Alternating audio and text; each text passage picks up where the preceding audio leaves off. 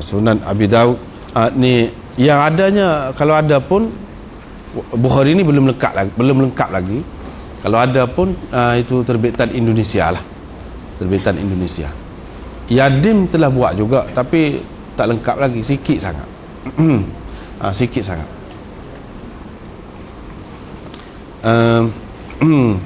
Walau bagaimanapun, pada pandangan saya lah, mengikut pengamatan saya, yang tengok terjemah tu, adalah beberapa tempat yang kita kurang puas hati.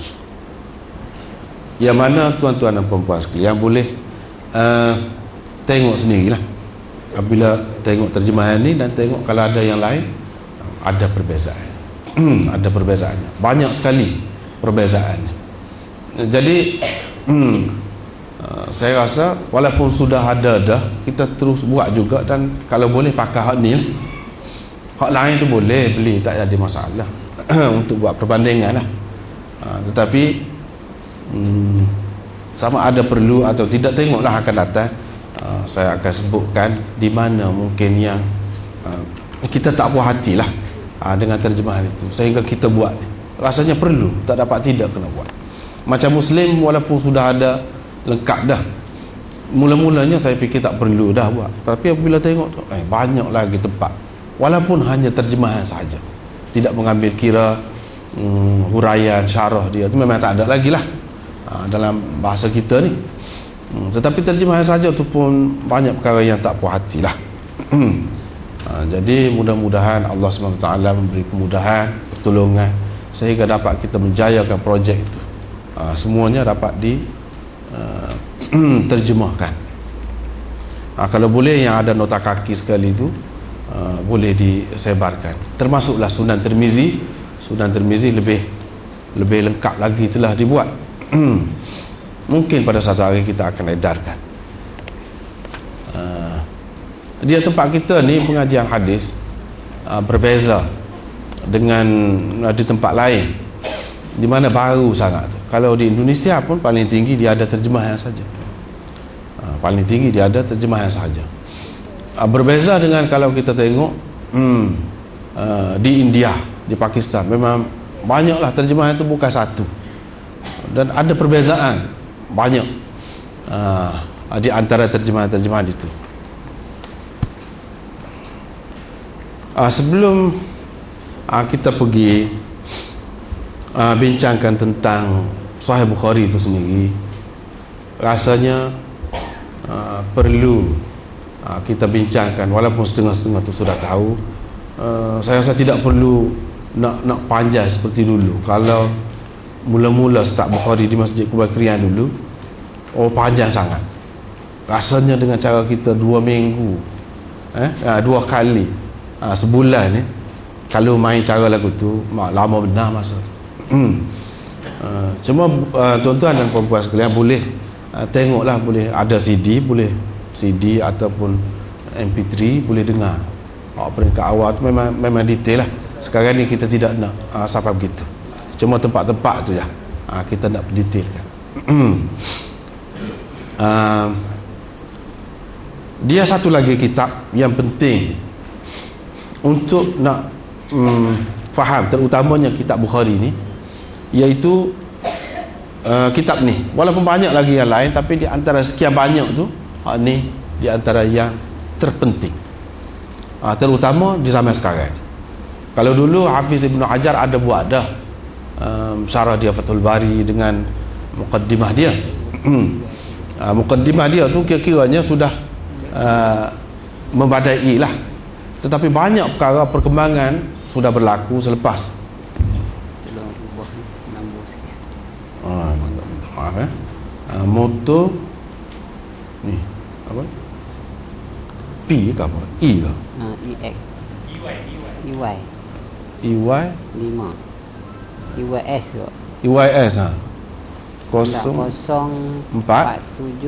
7453. Oh, X5. Ubah, minta ubah. Minta ubah. Minta ubah lah ni. Sebab kedudukan tak kena. 4Y 74.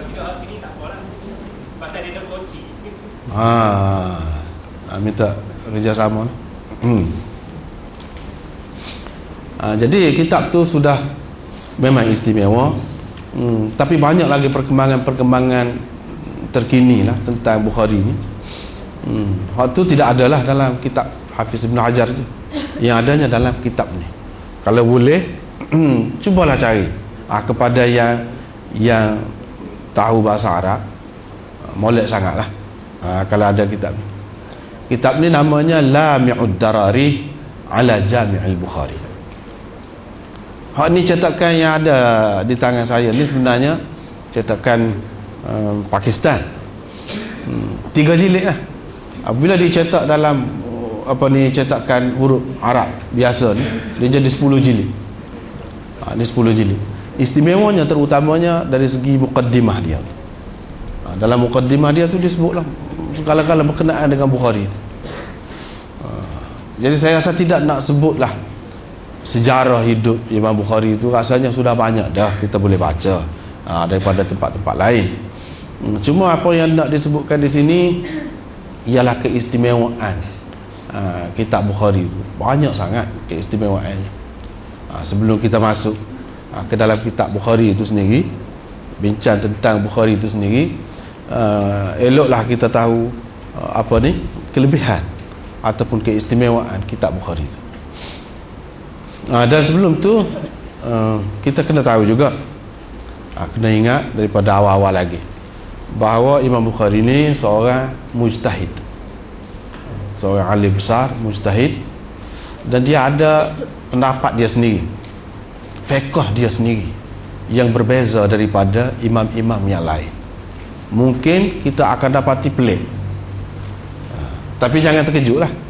Orang nak belajar hadis ni dia tak mudah terkejut, sebab dia pergi kepada rujukan asal, rujukan hak asal.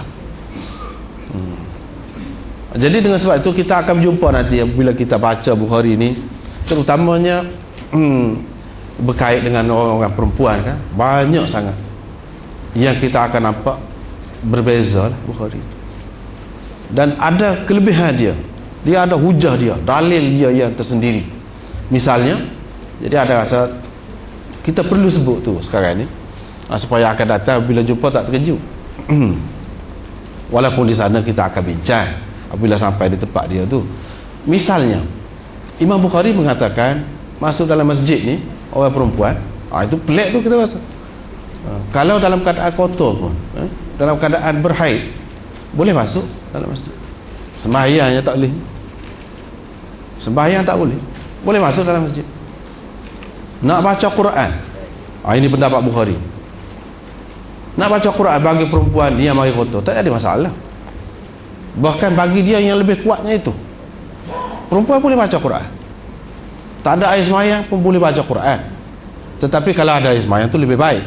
Tapi bagi perempuan yang dalam keadaan kotor, dia boleh baca Quran, boleh pegang Quran, tak jadi masalah. Itu beza tu, beza daripada pendapat biasa, pendapat Imam Syafi'i. Walau bagaimanapun Imam Bukhari ni tidak kurang daripada Imam Syafi'i.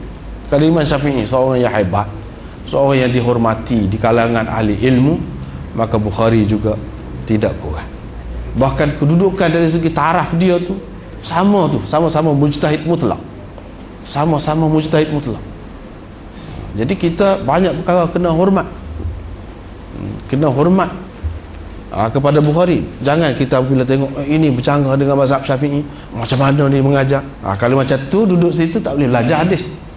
Dulu-dulu lagi kita nak cerita ni, kalau duduk situ tak boleh belajar hadis. Orang yang nak belajar hadis dia mesti kena terbuka fikiran dia, mesti kena terbuka dulu-dulu lagi, awal-awal lagi. Dan kita kena ingat khilaf di antara ulama ni, perbezaan pendapat di antara ulama ni bukan untuk menyusahkan kita. Kadang-kadang kita sebab biasa dengan satu cara, apabila orang bawa satu cara yang berbeza daripada cara yang biasa kita pakai tu, kita jadi melenting, kita jadi nak marah, ataupun kita jadi macam dulu baik jadi tak baik dengan orang tu, dengan sangkaan macam dia dipegang satu ajaran ataupun pahaman salah, padahal tidak.